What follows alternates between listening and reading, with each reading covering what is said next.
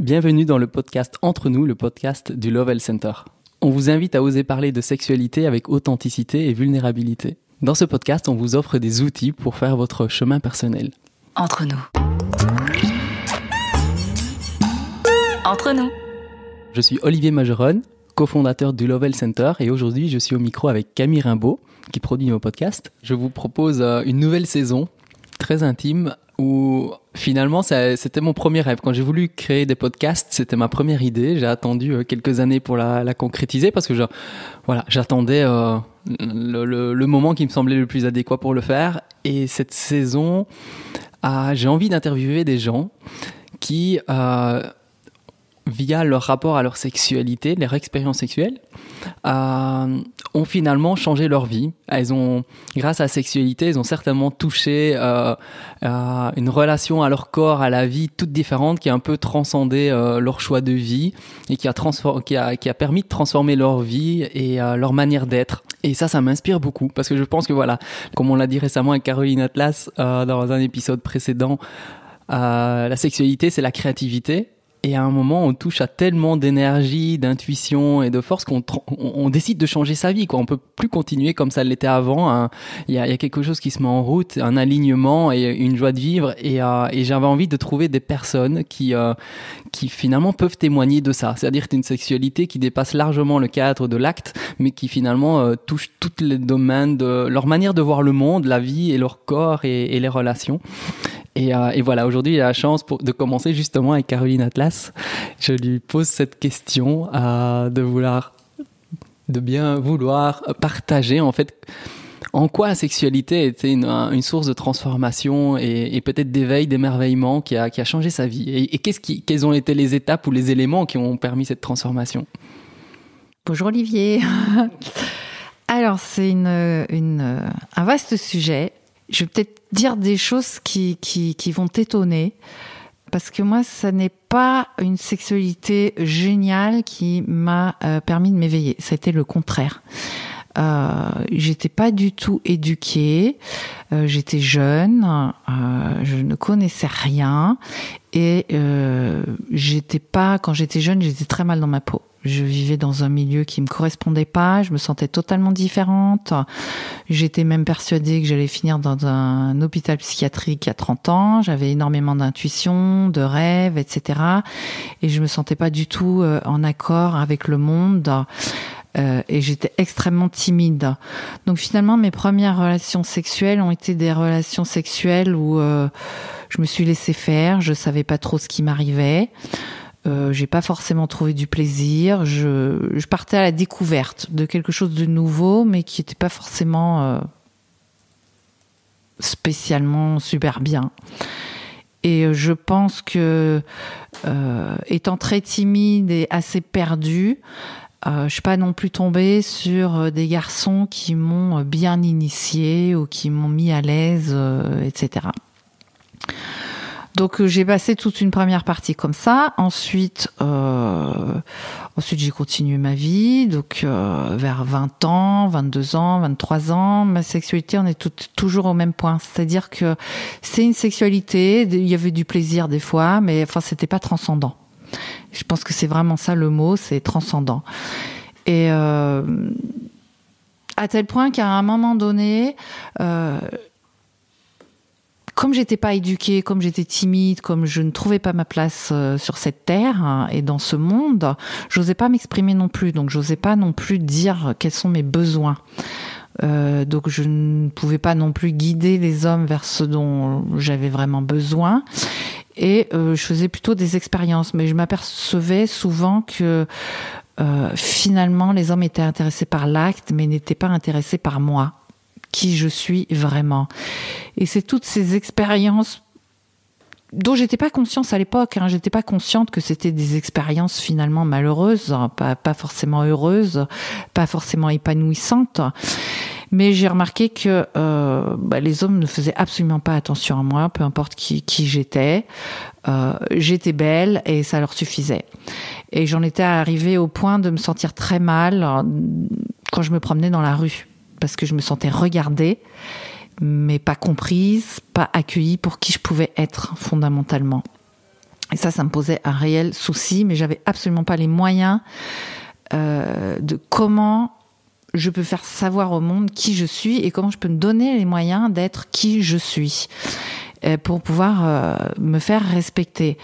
Et c'est d'abord parti de ça plutôt que de dire je veux me faire respecter.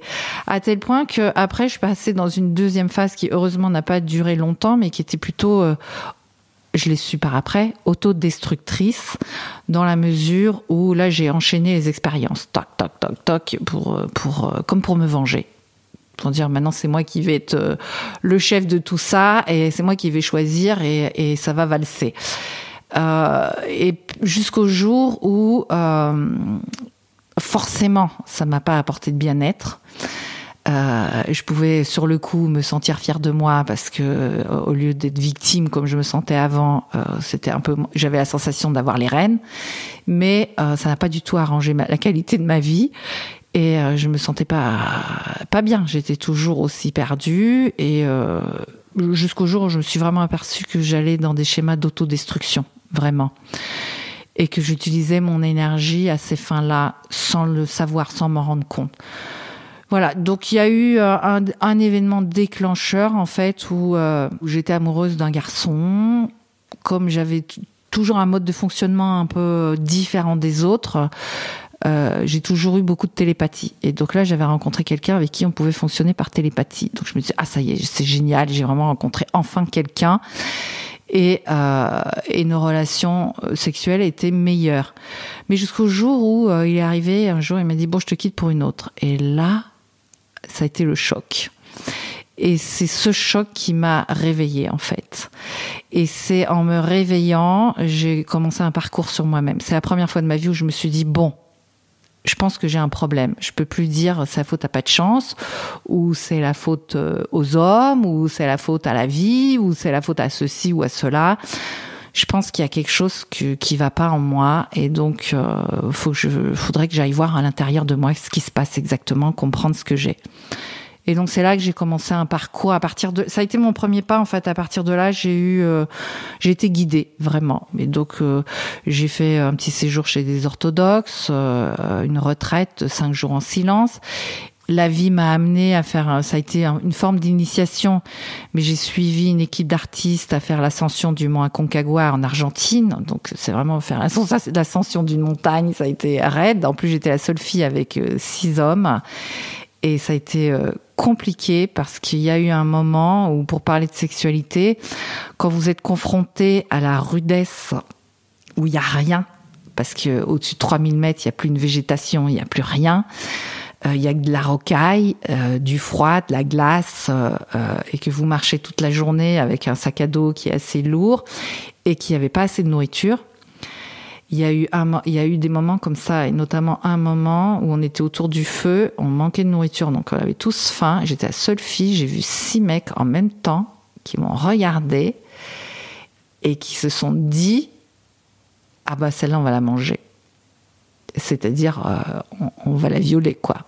On va passer à l'acte. Et là, je me suis dit, ça a duré quelques secondes ou quelques minutes, je sais pas, mais là, je me suis dit, bon, là, mon compte est fait parce que les 6 regards disaient la même chose et j'avais rien, je pouvais me cacher nulle part. Il y avait rien. Heureusement, ça a été comme un vent, c'est passé, mais j'ai vraiment eu peur.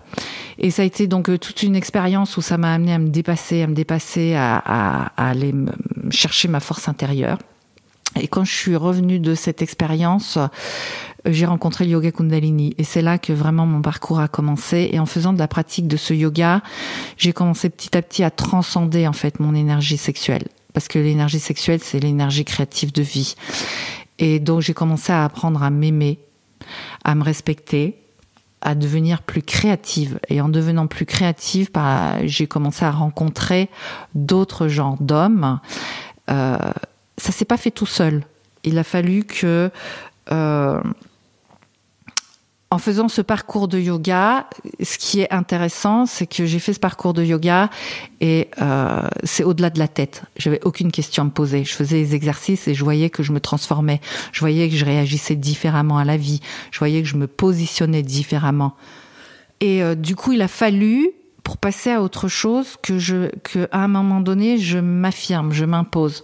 Et donc, j'ai rencontré un garçon qui ne me respectait pas, qui était plutôt comme avant. Et il a fallu que je dise à un moment donné, stop, ça je veux plus. Ça, je veux plus. Et ça, je ne te permets plus de me traiter comme ça. Et je ne veux plus de ce genre de relation. Et même si la relation sexuelle peut sembler agréable, elle n'est pas fondée sur quelque chose de créateur, de respectueux et de fondamentalement bienveillant. Donc, stop. Et c'est quand j'ai fait cet acte-là et que j'ai dit stop, et qui était un acte pour dire je décide de me respecter, en fait, que là, j'ai pu commencer à avoir des relations sexuelles beaucoup plus harmonieuses. Mais c'est pareil, moi, j'ai une âme de guérisseuse, donc je sais que je suis venue pas pour spécialement vivre des expériences merveilleuses, mais plutôt pour vivre des expériences qui vont me permettre de prendre conscience et de guérir. Moi d'abord, mais aussi, quand on se guérit soi-même, on guérit aussi toute sa lignée familiale, mais aussi toute la lignée des femmes, ou aussi toute la lignée des hommes, ou aussi tout l'inconscient. Chaque petite partie de conscience qu'on peut acquérir, c'est un inconscient collectif qu'on va guérir. Et donc je sais que ma mission d'âme fait partie de ce chemin. Donc j'avais ce chemin à parcourir pour petit à petit libérer l'inconscient féminin qui n'ose pas s'affirmer, qui n'ose pas dire non quand ça ne va pas. Pour beaucoup de femmes à l'époque, et je l'ai vécu dans ma chair, je l'ai ressenti, je l'ai vécu dans ces périodes d'éveil, beaucoup de femmes, l'acte sexuel pour les femmes, c'était simplement destiné à obéir, elles devaient obéir à leur mari. Elles étaient soumises, elles n'avaient pas la possibilité de dire non. Elles devaient subir un acte sexuel. Souvent, combien de femmes ont eu, c'est beaucoup moins vrai maintenant, mais à l'époque, combien de femmes ont eu des enfants sans les vouloir ou sans que le couple ait décidé d'avoir des enfants parce qu'il y avait l'acte sexuel qui était juste comme ça. Donc je sais que moi, dans ma psyché, c'est passé par toutes ces expériences. Ces expériences sexuelles pour arriver au point de me dire non, maintenant je me respecte. Et j'ai vraiment senti, quand j'ai fait cet acte-là, que j'avais tout l'inconscient collectif féminin avec moi et qu'il fallait redresser tout ça pour pouvoir dire non, je suis une femme et là je vais respecter mon énergie. Et ça se fait pas dans la violence, mais c'est pouvoir mettre une limite et de dire non. Là, non, ce soir, je suis pas prête, ou j'ai pas envie, ou aujourd'hui, j'ai pas envie, ou je me sens pas bien, ou j'ai tel besoin, et ne pas accepter un acte sexuel quand ça ne me convient pas, ou quand l'énergie qui est présente ne me convient pas. Parce que dans mon chemin, j'ai rencontré trop d'hommes qui vont sur l'acte sexuel, genre en terrain conquis, juste parce que peut-être on peut avoir ouvert une petite porte, mais ça ne veut pas dire que la porte est grande ouverte. Et hop, les hommes arrivaient en terrain conquis et il y a pas de respect, il y a pas d'écoute, il y a pas d'accueil, il y a pas de préliminaire, ou etc. Et donc apprendre à dire voilà, j'ai besoin de ça. Et ça m'a vraiment amené à dépasser aussi toute une culpabilité. Et là, j'ai senti aussi tout le poids de la culpabilité de la religion, qui dit non, l'acte sexuel, c'est pas fait pour avoir du plaisir. C'est juste fait pour co-créer, pour créer des enfants. Donc voilà, j'ai dû faire tout ce parcours. Donc moi, les expériences sexuelles m'ont servi à m'éveiller, non pas parce que j'ai vécu des expériences dans un premier temps fantastiques, mais plutôt parce que j'ai vécu des expériences désastreuses, ou en tout cas, je me sentais pas respectée, je me sentais pas bien après l'acte sexuel. Même si je pouvais avoir trouvé un petit peu de plaisir à droite ou à gauche, mais je me sentais pas nourrie, je me sentais pas complète, je me sentais pas épanouie. Voilà. Et donc ça m'a amené, ces expériences-là m'ont amené sur un chemin, en fait, petit à petit, d'abord de destruction pour quand on arrive au fond du trou, on se dit bon, stop, ça suffit, on va remonter. Et c'est pas, voilà, petit à petit, on a remonté la pente pour aujourd'hui pouvoir avoir une sexualité beaucoup plus épanouie. surtout à mon âge, puisqu'il n'y a plus non plus la peur de... moi, j'aime pas les préservatifs et tout ça, j'aime pas la pilule. Alors pendant longtemps, j'ai dû prendre la pilule, mais j'ai appris, justement grâce à tout le chemin que j'ai fait d'éveil avec le yoga Kundalini, que tous ces moyens de contraception sont très nocifs pour la santé et sont un véritable dérèglement pour l'énergie féminine, non seulement au niveau hormonal, mais aussi au niveau de l'intuition, du respect de l'énergie profonde de la femme. Donc j'ai arrêté tout ça, mais ça cause de problèmes. Après, bon, alors préservatifs, j'aime pas les préservatifs, donc il y avait toujours cette petite appréhension, je vais tomber enceinte, je vais pas tomber enceinte, c'est quand le moment juste, donc ce ressenti. Alors, aujourd'hui, je suis à un âge où il n'y a plus tout ça et la sexualité, c'est beaucoup plus libéré. Voilà. On en parlait justement au niveau des sensations. Tout part des sensations et il faut commencer par ça. Est-ce qu'il y a justement des sensations qui ont été un peu des piliers ou fondateurs ou transformateurs dans ce cheminement qui était difficile et qui peut-être des sensations désagréables ou douloureuses, je ne sais pas, mais est-ce qu'il y a eu des sensations sur lesquelles tu as pu te poser et bâtir un peu ta réflexion, ton cheminement? Oui, c'est comme j'ai dit, c'était des sensations plutôt difficiles. Les premiers actes sexuels, je pense que sont très importants pour un être humain. Et moi, je répète, j'étais une adolescente complètement paumée, perdue. J'ai vécu ma vie d'enfant et d'adolescente en essayant de m'adapter, en essayant de caser, en essayant d'obéir. Et au fond de moi, j'étais une rebelle. Il y avait beaucoup de créativité, beaucoup d'énergie, mais pas de place, pas d'espace pour que cette énergie puisse être accompagnée, canalisée et qu'elle devienne réellement créative. Et donc j'ai passé mon enfance à plutôt enfouir tout ça pour pouvoir caser, faire le moins de vagues possible. En tout cas dans ma famille. Après les vagues, il fallait bien que ça sorte quelque part. Ça sortait à l'école en faisant des conneries. Mais donc après, j'entrais à la maison, c'était des punitions parce que je faisais des conneries, etc. Mais globalement, quand je suis arrivée à l'âge d'adolescente et où mon corps a pris la forme d'un corps de femme, j'ai tellement senti le regard d'envie des hommes que je me suis sentie tellement mal que j'avais qu'une envie, c'était de me cacher. Et d'ailleurs, je suis devenue très masculine, c'est-à-dire que je portais des jeans, des vêtements amples. J'ai remarqué après, en fait, je voulais me cacher. Je voulais pas qu'on voit mes formes parce que je ne voulais plus subir ce regard des hommes plus âgés d'une trentaine d'années ou de 25 ans alors qu'on n'en a que 16 qui sont là, qui n'ont qu'une envie, c'est de vous manger toute crue, quoi. Et je me sentais sans défense. Je savais absolument pas comment faire pour me défendre. Donc voilà, j'ai voulu me cacher, mais mes premières relations sexuelles, c'était plutôt ça, ce genre de ressenti. Et je ne savais pas comment me défendre. Alors quelquefois, certains étaient plus gentils, donc je me laissais faire, mais c'est vraiment le mot qui me vient. Je me laissais faire. Je ne savais pas comment faire. Et je ne savais pas comment me donner le droit, en fait, de m'affirmer et même me donner le droit de prendre du plaisir. C'était inconnu au bataillon. Et donc, ça a été un chemin de reconstruction. Et c'est vraiment avec la découverte du yoga Kundalini que j'ai compris que je pouvais me donner des droits, que j'ai compris que je pouvais être heureuse, que j'ai compris que je pouvais être bien et que je pouvais l'affirmer, que je n'étais pas obligée de tout le temps subir les choses.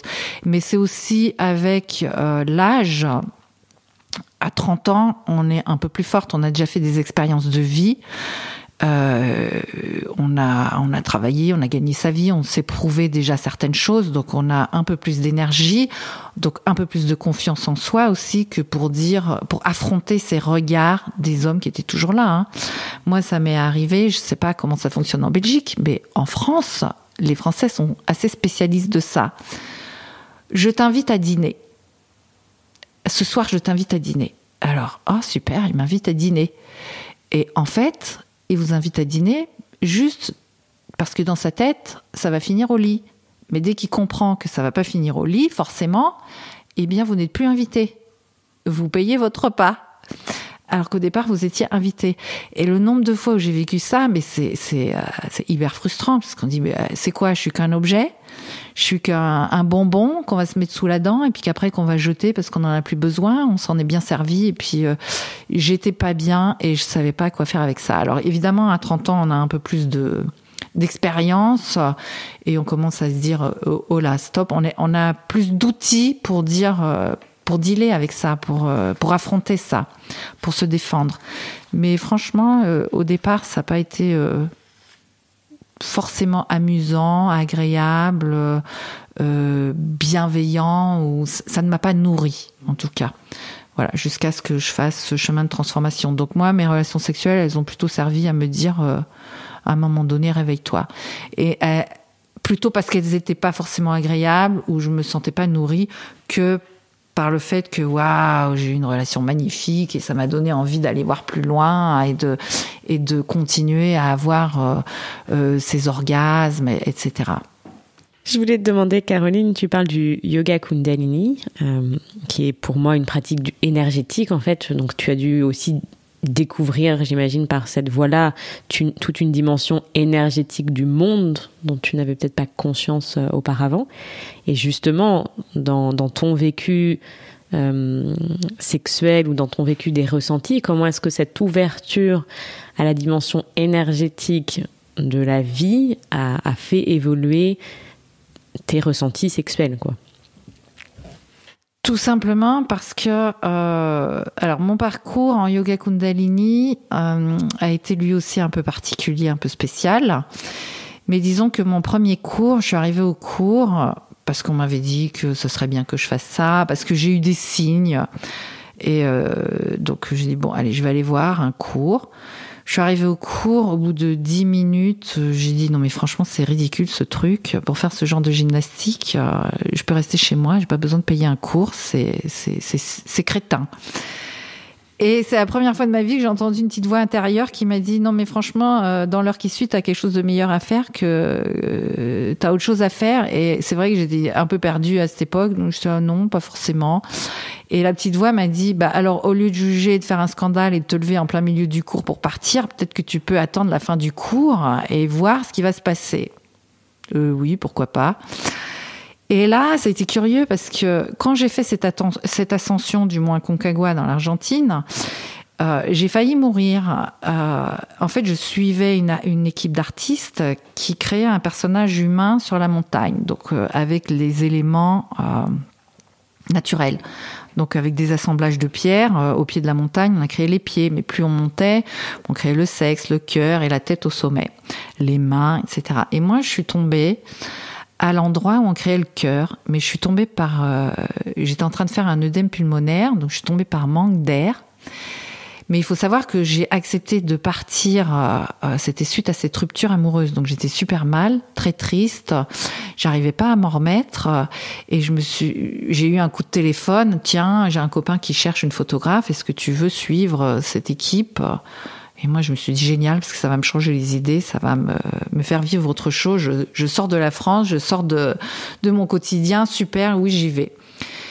Et donc, pendant ce cours de yoga, l'enseignante commence à dire, on va faire un exercice pour le chakra du cœur. Et jusque-là, elle avait rien expliqué. Elle avait juste dit, lever la jambe, le bras comme ci, comme ça. Et moi, j'étais habituée à faire du sport. Donc, je regardais tout le monde. Je voyais des gens qui levaient le bras, mais il était plié. Et je me disais, mais elle corrige même pas, c'est ridicule, c'est stupide.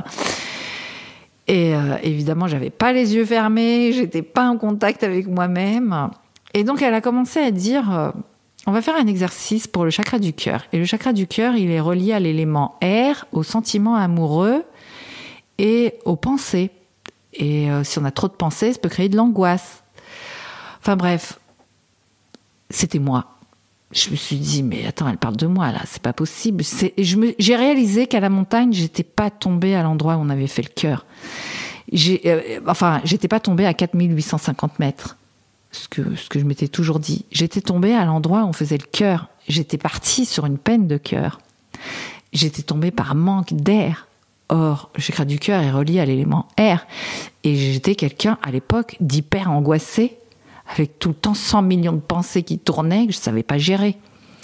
Donc là, tout d'un coup, je me suis dit « Oh, mince !»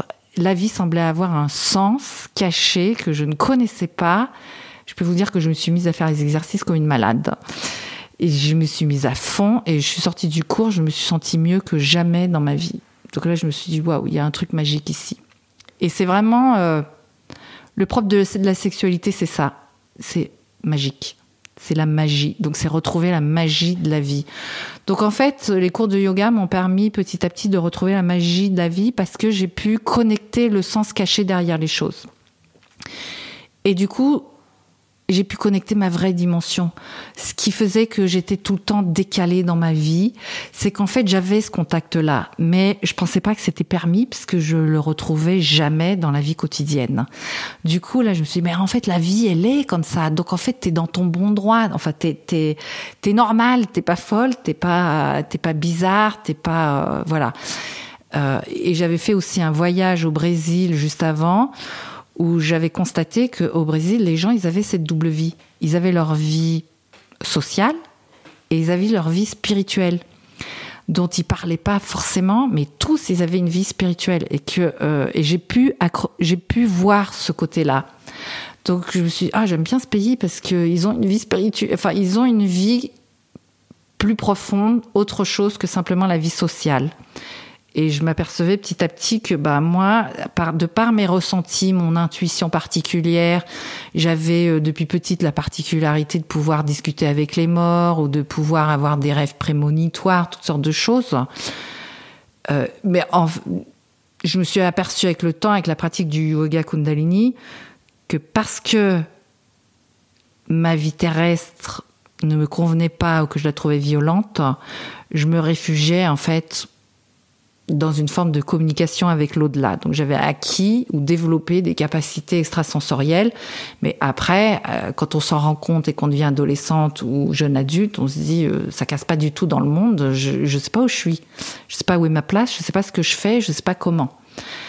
Et du coup, le yoga Kundalini, ça m'a permis de rassembler tout ça. Et ça m'a permis de me dire, ok, en fait, tous ces ressentis sont normaux, ils font partie de la vie. Maintenant, je dois juste apprendre à me faire confiance, à me dire, ok, j'ai cette partie-là, mais j'ai aussi, je peux vivre cette partie-là dans la vie de tous les jours. Voilà. Et du coup, ça m'a plus ancrée, parce que du coup, en commençant le Kundalini Yoga, j'ai pris l'habitude, j'ai contacté le monde énergétique. Et donc, j'allais voir des thérapeutes, ils me disaient tous, t'es déconnecté de la Terre, et je comprenais pas ce que ça voulait dire. Et avec la pratique du yoga Kundalini, petit à petit, j'ai commencé à incarner mon corps. Je commençais à descendre dans mon corps. Et petit à petit, le jour où j'ai appris à contacter mon âme, là, je suis vraiment descendue en terre. Donc là, je m'habitais complètement. Et là, ça m'a donné les ressentis ou la capacité de vivre une relation sexuelle en conscience, de façon épanouie, de façon tranquille, de façon sereine. Voilà. Ça m'a donné des ressentis où, oui, j'ai le droit, oui, ça fait le ressenti de la peau, le ressenti du toucher, du contact physique, etc. C'est très riche, hein. J'ai beaucoup de réflexions. Et une des premières, je reviens un peu sur ce qu'on parlait tout à l'heure, quand tu disais qu'en tant que femme, tu te sentais dans la rue un peu... en proie ou gibier, ou enfin voilà, tu te sentais par rapport au regard des hommes un peu à la merci et en insécurité, ou quelque part on n'a pas l'apaisement ni du mental parce que les angoisses et tout sont là pour finalement court-circuiter notre bien-être et notre relation à la vie, où rien paraît logique et fluide et tout paraît un peu dénaturé. Et j'ai souvent ce genre de discussion avec les femmes où nous, en tant qu'hommes, on s'en rend pas compte. Et parfois, je parle beaucoup avec des féministes très engagées, mais pas que seulement. Elles ont toutes vécu cette sensation que nous, les hommes, on n'a pas vécu, de vraiment se sentir parfois même épuisé, fatigué, désespéré par rapport à cette situation de la vie du quotidien, que ça soit au travail, dans la rue, dans le métro, enfin partout, les femmes se sentent un peu agressées et non respectées pour ce qu'elles sont, objectisées à tout égard parce que c'est juste de la consommation comme autre chose, parce qu'en fait on montre pas qu'il y a d'autres manières d'être en relation, et c'est pourquoi j'aime bien parler de la sexualité de manière vaste, parce que ça touche à beaucoup plus de domaines qu'on l'imagine, et que pour le vivre ancré bien dans son corps, comme tu dis, il y a tout un travail de travail sur soi, mais psychologique et mental et spirituel qui va en parallèle souvent pour se permettre d'être bien à l'intérieur de soi, de s'affirmer, de le vivre complètement. Mais cette situation des femmes ici dans notre société occidentale et ailleurs me touche énormément parce qu'il y a vraiment ce côté où elles se sentent en permanence sur le qui-vive ou épuisées de devoir faire face tous les jours régulièrement à ce sentiment-là, et que d'arriver à dépasser ça, pour beaucoup, c'est déjà un challenge. Toi, tu y es arrivé via le yoga Kundalini en grande partie pour finalement faire fi un peu de ce qui se passe à l'extérieur, revenir à toi-même, faire éveiller tes sensations et dire « je le mérite ». Il y a une cohérence et une conscience. En tout cas, tu as vécu des expériences sensorielles qui t'ont dit « ok, je suis sur le bon chemin ». Je persévère, je sens qu'intuitivement il y a quelque chose de fort dans cette pratique, et j'imagine que c'est ça qui t'a vraiment emmené dans des nouveaux horizons et qui t'a libéré en fait de ce sentiment de difficulté.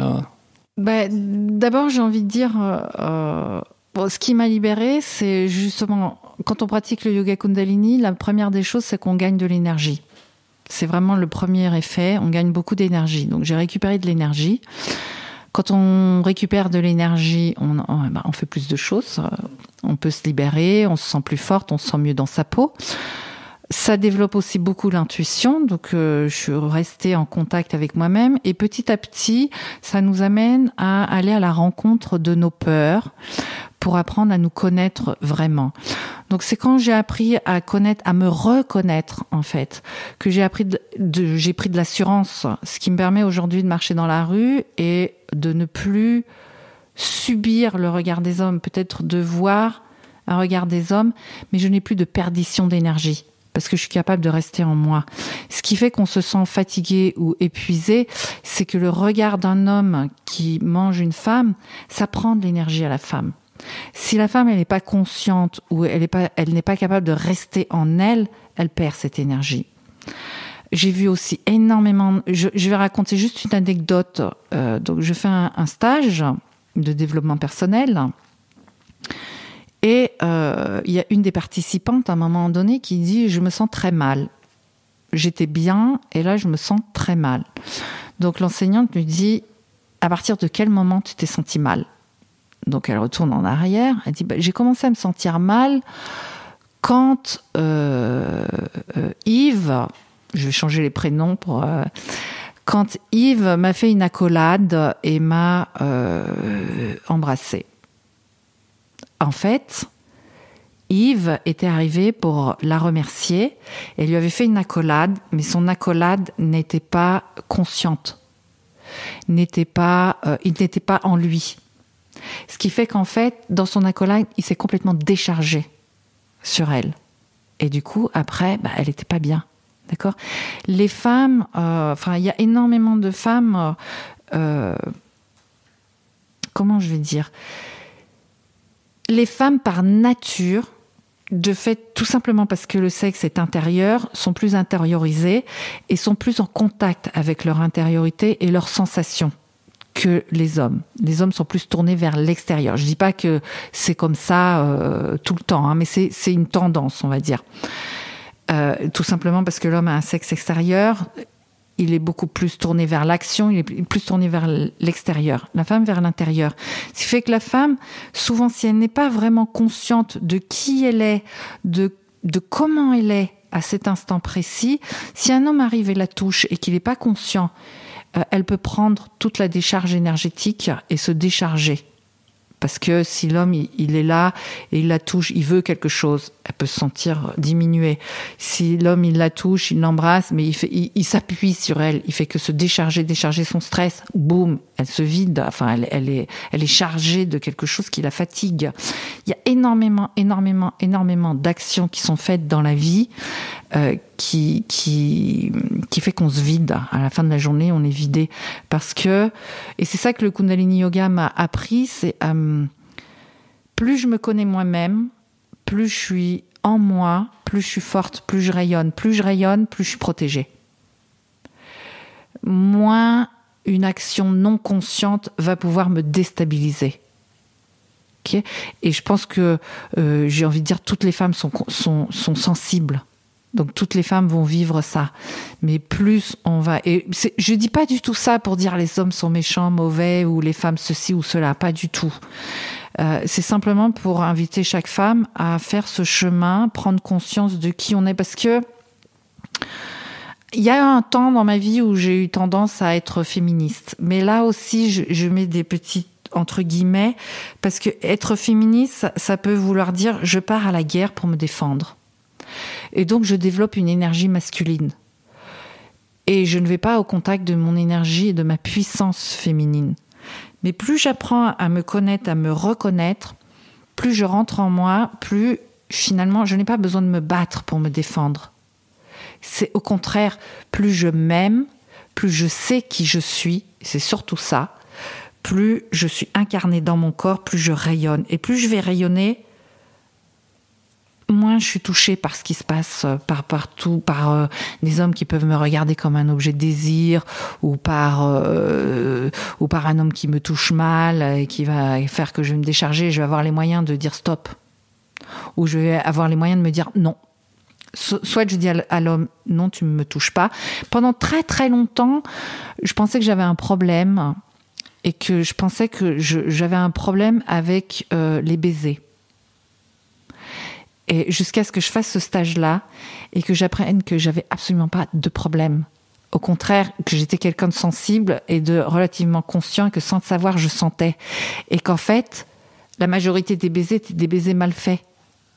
Des baisers où l'homme n'était pas dans son axe. Et du coup,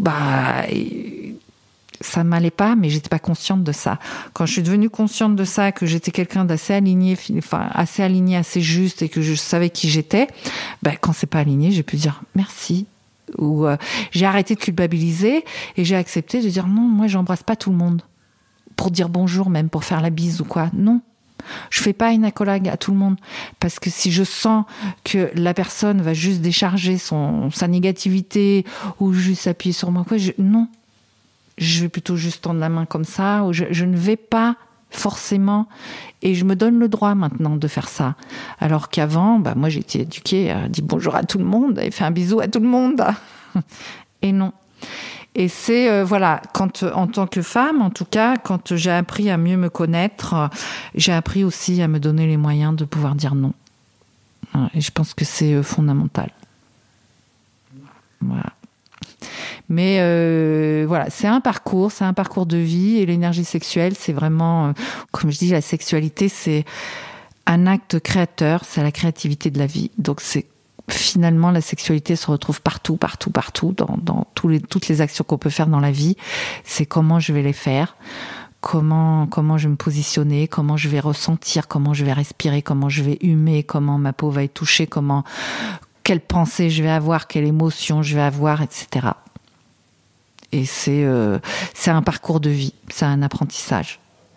Je pense que c'est une erreur de pouvoir croire qu'à 16 ans, par exemple, on va pouvoir avoir une sexualité super épanouie. Je pense que il y a une éducation à faire, ça s'apprend, et puis je trouve ça bien ce que vous faites, parce que vous allez pouvoir éduquer un maximum de monde sur ça. Mais même aujourd'hui, puisque je suis thérapeute, je vois tellement de femmes qui arrivent chez moi et qui se laissent faire, et qui n'osent pas dire non, ou ça ne me convient pas, et qui se sentent objets, qui se sentent femmes objets, et qui finissent même par ne plus avoir de respect pour leur compagnon ou leur mari, parce que simplement elles n'ont pas su dire non au bon moment, ou réajuster le tir. Des fois, il suffit juste aussi d'éduquer, ou de dire non, là ça me convient pas, mais plutôt là, ou touche-moi là, ou fais-moi ci, ou voilà.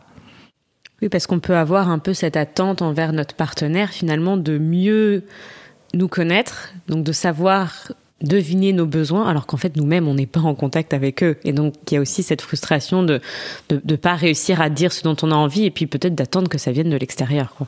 Surtout d'attendre d'attendre que notre partenaire il sache s'y prendre et peut-être d'être nous-mêmes pas en conscience avec ce dont on a vraiment besoin. Et donc, si je sens qu'aujourd'hui, comme j'avais expliqué, la Lune nous influence beaucoup en tant que femme, et donc tous les 2 jours et demi, on change de point érogène en fait.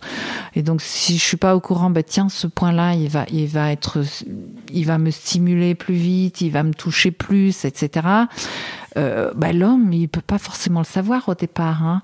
Mais si on n'a pas cette intimité dans le couple de pouvoir dire touche-moi plutôt là, fais-moi comme ci, fais-moi comme ça, et si l'homme il peut pas entendre ça non plus, voilà, c'est pour ça que je dis c'est toute une question d'éducation. Puis ça passe par une communication intime aussi, c'est super important.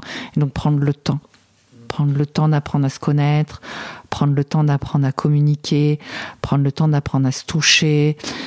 Sexualité, c'est pas qu'un acte de pénétration, c'est bien plus vaste que ça. C'est vraiment une création à part entière. Tellement de belles choses. Cette sexualité qui est un acte de vie, qui est un acte créateur, un acte de chaque instant de la vie en fait. Et au plus on est, comme tu dis, aligné à soi, au plus on se connaît, au plus on a d'énergie, au plus on peut accueillir, mais surtout s'exprimer et être en permanence aligné, être bien. Ça m'interpelle ce que tu dis par rapport au hug ou au baiser ou autre, parce que moi je suis très tactile, j'aime ça, et en même temps je le fais toujours en conscience. Tu vois, je remarque, tiens, pourquoi j'ai envie de le faire, ou pourquoi j'ai pas envie de le faire, ou pourquoi c'est assez spontané, quel est mon état d'esprit, mon intention à ce moment-là.